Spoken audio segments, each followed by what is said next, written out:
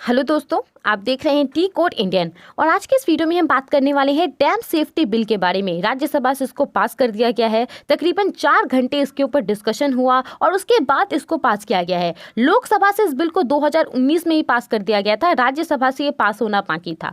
सबसे पहले तो अगर हम डैम्स के बारे में बात करें तो हमारा देश तीसरे नंबर पर आता है जहाँ पे सबसे ज़्यादा लार्ज डैम्स हैं, बड़े डैम्स हैं। पहले नंबर पर यूएस आता है और फिर चीन आता है। और अभी तक हमारे देश में इनकी सेफ्टी के लिए किसी भी प्रकार का कोई भी कानून नहीं है, जिसकी वजह से होता क्या है कि प्रशासन की जानकारी के बिना डैम टूट जाता है और इसके वजह से वहां पे जो लोग रहते हैं उनकी जान चली जाती है। कई लोग गुमशुदा हो जाते हैं, कितने करोड़ की संपत्ति सरकार की वो नष्ट हो जाती है। और अगर इससे जुड़ा हुआ हम एक मामला याद करें तो 1979 में गुजरात का एक मच्छू डैम था जो कोलैप्स हो गया था, जिसकी वजह से कई हजारों लोगों की जान चली गई थी। और तभी भारत सरकार ने निश्चय किया कि हमारे देश में डैम सेफ्टी के लिए एक कानून तो होना ही चाहिए।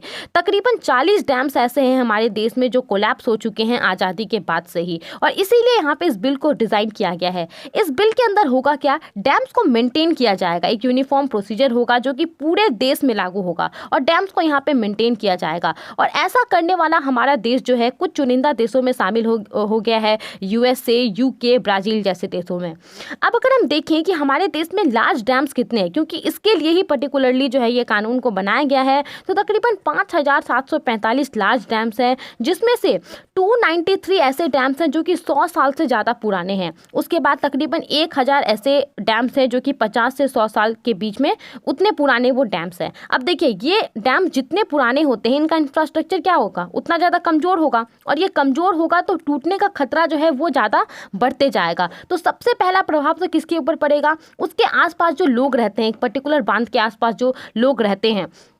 उसके बाद जो बांध का एक फिजिकल इंफ्रास्ट्रक्चर होता है उसके ऊपर प्रभाव पड़ेगा, और डैम से जुड़ा हुआ जो अलग अलग प्रोजेक्ट होता है वो भी रुक जाएगा। वाटर प्रोजेक्ट होता है, एनर्जी प्रोजेक्ट होता है।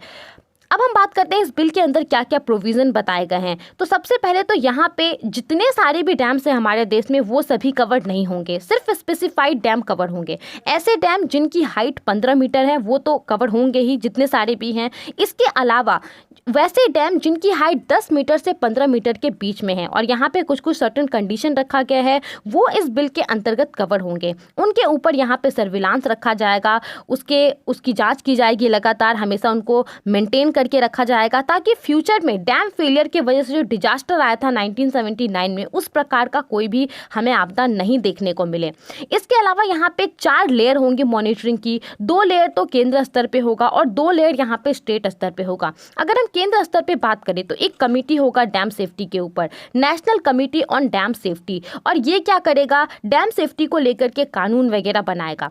इस कमेटी के अंदर एक तो चेयरमैन होगा, 10 रिप्रेजेंटेटिव होगा केंद्र सरकार की तरफ से और 7 रिप्रेजेंटेटिव होगा स्टेट गवर्नमेंट की तरफ से। इसके अलावा एक अथॉरिटी होगा केंद्र लेवल पे, नेशनल डैम सेफ्टी अथॉरिटी, और इस कमेटी के द्वारा जो भी सुझाव वगैरह दिए जाएंगे उसको इम्प्लीमेंट कराने का काम होगा इस अथॉरिटी का। जो भी फैसला इसके द्वारा लिया जाएगा वो सभी पार्टीज को मानना पड़ेगा। तो ये तो केंद्र लेवल की बात हो गई। अगर हम स्टेट लेवल पे बात करें तो स्टेट लेवल पे भी एक कमेटी होगा, state committee on dam safety, और उसके अलावा एक ऑर्गेनाइजेशन होगा, state dam safety organization SDSO, और इसके द्वारा जो है इसके जुरिस्डिक्शन में एक पर्टिकुलर स्टेट के अंदर जितने सारे डैम्स आते हैं उनके ऊपर लगातार निगरानी रखी जाएगी, जाँच किया जाएगा, उसको मॉनिटर किया जाएगा, ताकि डैम सेफ्टी के ऊपर ध्यान दिया जा सके।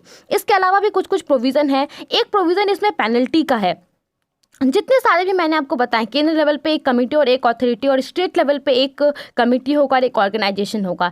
इसके अंदर जो भी एम्प्लॉयज़ होंगे सेंट्रल गवर्नमेंट के, स्टेट गवर्नमेंट के, उनके द्वारा अगर कुछ ऑर्डर दिया जाता है किसी को और अगर वो नहीं मानता है डैम सेफ्टी को लेकर के, तो इस कंडीशन में उस पर्टिकुलर व्यक्ति को 2 साल की सज़ा हो सकती है, उसे फाइन देना पड़ सकता है, या फिर उसे दोनों का सामना करना पड़ सकता है। इसके अलावा अगर कोई सरकारी अधिकारी है, कोई कंपनी है या फिर कोई कॉरपोरेट है, अगर वो भी किसी रूल को नहीं मानती है तो उनके ऊपर भी एक्शन लिया जाएगा। इन सब के अलावा यहाँ पे एक और प्रोविज़न है। देखिए, आमतौर पे होता क्या है कि अगर कोई बिल पार्लियामेंट से पास होती है, कोई भी कानून अगर पार्लियामेंट से पास होता है और अगर उसमें कुछ अमेंडमेंट लाना है तो हमें वापस उसे पार्लियामेंट में भेजना पड़ता है, उसके थ्रू अमेंडमेंट होता है। लेकिन इस बिल के अंदर ये लिखा हुआ है कि केंद्र सरकार और राज्य सरकार की जो भी ड्यूटीज़ है, जो भी रिस्पॉन्सिबिलिटीज़ है, अगर उसको लेकर के कुछ अमेंडमेंट करना हो तो यहाँ पे एग्जीक्यूटिव ऑर्डर के थ्रू हो सकता है, प्रेसिडेंशियल ऑर्डर या फिर कैबिनेट डिसीजन के थ्रू ऐसा हो सकता है। वापस से इस बिल को पार्लियामेंट में पेश नहीं किया जाएगा।